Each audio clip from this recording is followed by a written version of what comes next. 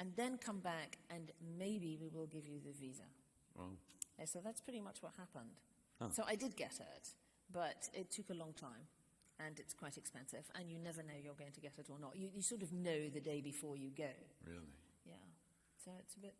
And you came upon these pyramids? How did that happen? No, actually, Bin Battuta only went to one place in the whole of Sudan. And I just thought, it's taken me this long to get into the country. Right. I think I'm going to do more than just one place. So I hired a driver, and we went around a lot of these places. I knew where they were.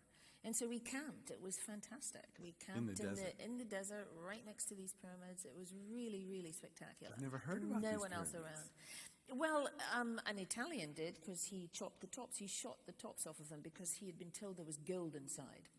So he literally shot the top off a lot of the pyramids. And there was gold, and he took it. So he was right, actually. Could have found another way to get it, but no, they're still topless. Many of them are topless. Huh. Yeah. But are they sort of just topless pyramids out in the desert? Yeah, just there. Seriously, there's a little dune. There's of course the ubiquitous string of camels. Right. Yeah. Yeah. And you just camp among them. And you just camp. Yeah, it's very nice for that. There's no. That's the one thing about it being very unregulated. There's no one there. You just pitch your camp. It was really quite a spectacular, trip. Do you ever look at your life and think, I'm incredible? I mean, I'm doing something really amazing. I'm incredible. No, I sometimes think I'm extremely fortunate, but there's days you think that, this is a little crazy. I mean, I can spend a lot of time on my own, too much time on my own, I would say sometimes. I suddenly can wake up one day and think, my God, I haven't actually spoken to anybody for about a week. Huh. Well, I talk to myself, of course, right. All the time. Make a lot of sense that way. But it's true. I mean, I don't know. I think I ended up being very fortunate. I found this thing that I really wanted to do, right. And I'm in a part of the world that I really like, that a lot of people don't know terribly well, and I just kind of, you have to do without some things. You have to pretty much decide what you want and what's important, but I'm very fortunate, I think. Yeah. You're pursuing your passion. Absolutely, yeah. And how does that relate to guiding? Because part of what you do is guiding, and you're following the trail of Bin Battuta. I mean, that's a kind of, you're guiding yourself in a way in his trail, but then you take travelers and you open up and illuminate the world to them. How does that feel? Well, I like doing that. I mean, it can be challenging, but yes, it can be challenging. But I do like it, and frankly, instead of getting gold from people and getting clothes, I lead tours. That's my that's really what funds the trip. That's exactly how it works. So you have to do a little bit of both.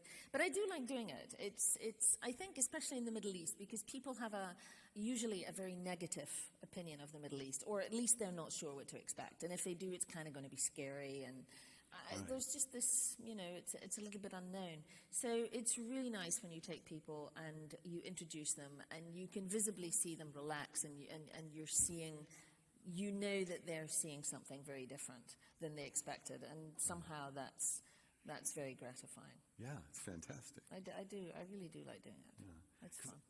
I know that I think in America in general, a lot of us have sort of stereotypes, and we think of the Arab world as sort of a big block, and we apply very sort of black and white judgments to it. And just from the little bit you and I have talked, I know that you see the minute granular differences between tribes and between cultures, and it must be exhilarating to be able to impart that knowledge to other people.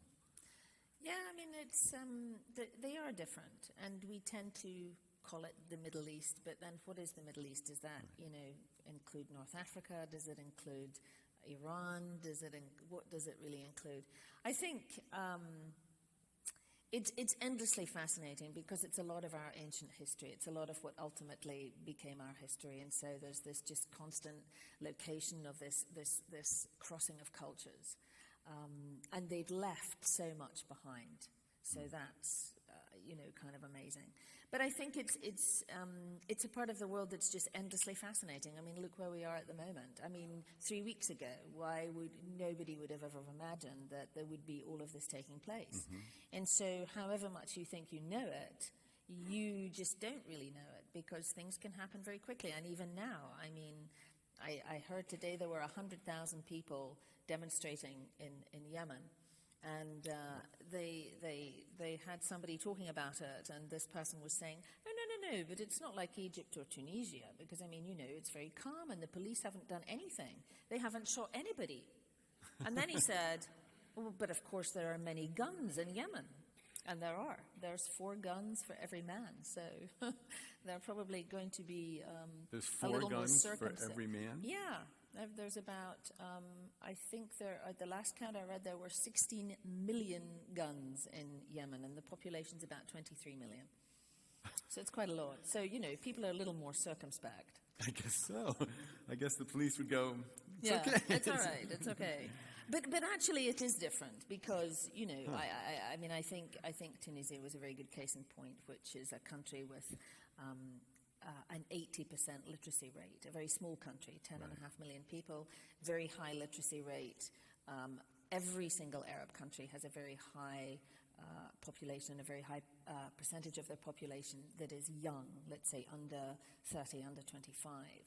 So, this has been change that has needed to come for a really, really, really long time. And it remains to be seen how it will all play out. But in some ways, they all have degrees of Tunisia, and at the same time, there are localized issues.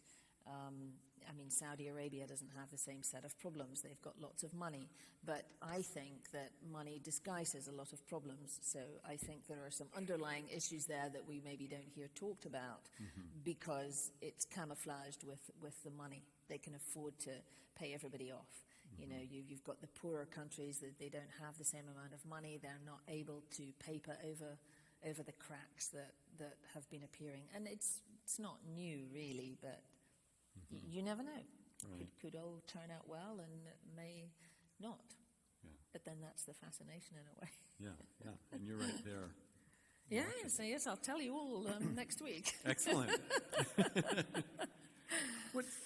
To my mind, tribes are incredibly important in that, I mean, everywhere, but in that part of the world. Which is between religion and like religious loyalty and tribal loyalty, which wins? That's a good question. Tribal loyalty in a lot of these countries is still endemic, because the governments don't provide what they should. So the tribe steps in and they look after their own.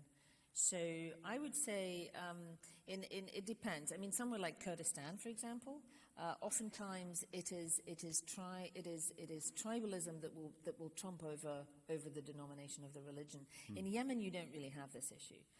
In Saudi Arabia, you don't have this issue anymore, because at the very founding of that country, Abdulaziz bin Saud moved all the people around. So that was how he controlled them. If you take them out of their element, they can't ferment the same, they can't stick together. So he divided them, and he moved them into different parts of the country. So it's one of the reasons that Saudi Arabia, apart from the money, of course, has been able to overcome the tribalism that in somewhere like Yemen you can't. It's almost, I don't know how they would ever rid themselves of it entirely, because of the geography of the country. It's extremely difficult, and it is impoverished, and it is a country where you need to belong to a clan. It's your only protection, is the protection of the tribe. And I think it's quite hard for us to believe that in the 21st century this tribalism still exists to such degree, but it absolutely does. Yeah. Do you feel like a bridge between worlds in your life? I suppose sometimes I do, because I think I've been there for so long that it seems to me that things that are quite unusual or seem strange to some people are just kind of something I'm so used to. So I suppose, I don't know, it would be nice to be thought of as that anyway, at least. Let me put it that way. It would be nice to be thought of as a kind of a bridge between the cultures. And what's been the biggest surprise for you, would you say, of your life in the Arab world? Gosh, the biggest surprise. I think the acceptance.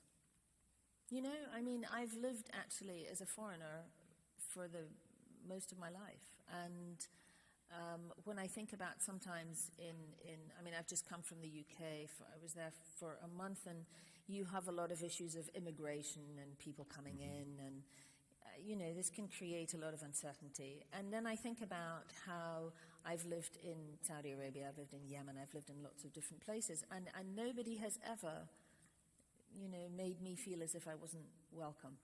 So I think that's maybe one of the things. I mean, you know, Muslims in general and Arabs are very famous for their hospitality. It's something I think, you know, they are very, very famous for. But I've just never felt as if I didn't belong or if people weren't welcoming. It's quite it's kind of humbling in a way because they often don't have much.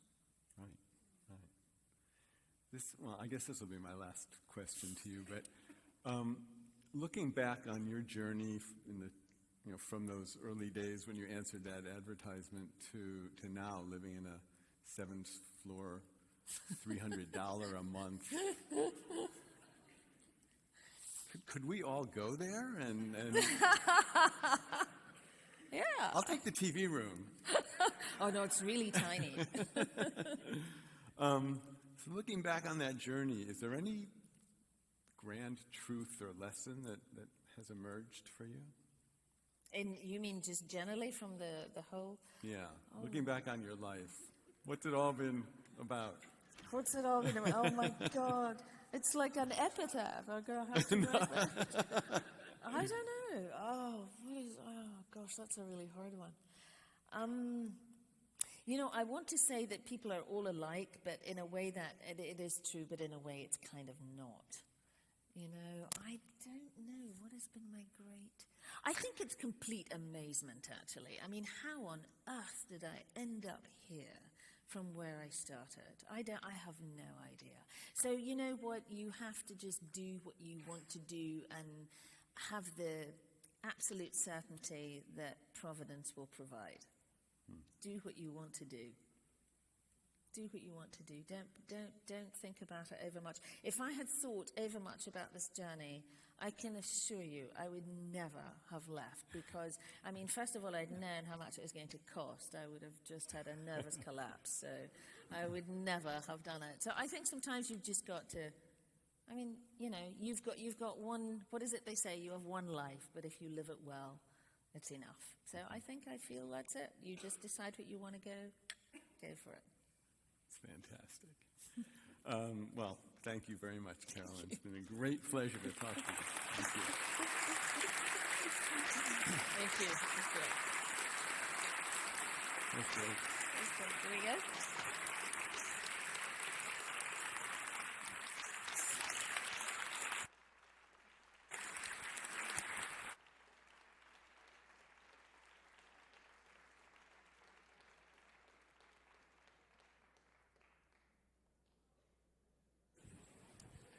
Thank you, Don and Carolyn. And now, for the good part, can we have some house lights? And I'd like to welcome John Eric from Lufthansa to the stage to pull the winning ticket. Stick your hand down in there and mix those up a little bit. And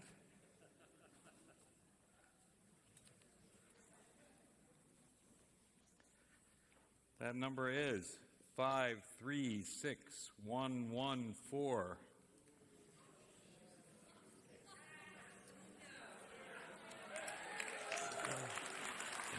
This is live.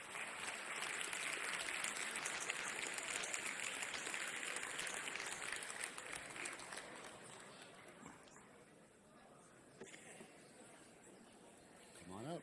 And you want to come right along over here? It should be on right now. Yes. The hand mic?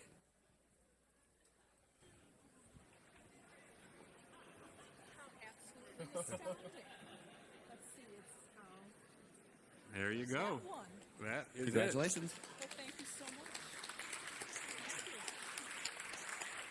much. I just wanted to say real quick on behalf of Lufthansa, Thank you very much for Geographic Expeditions for putting this event on and allowing us to be a part of it. Thanks to Carolyn. And just a bit of exciting news for Lufthansa. We will be the first airline to fly the Airbus A380 Super Jumbo into San Francisco with daily flights starting in May. So hopefully we'll see you on a Lufthansa flight soon. Thank you. And again, Don and Carolyn will be in the lobby if you want to say a quick hello. Thank you again for coming. Thank you. Thank you.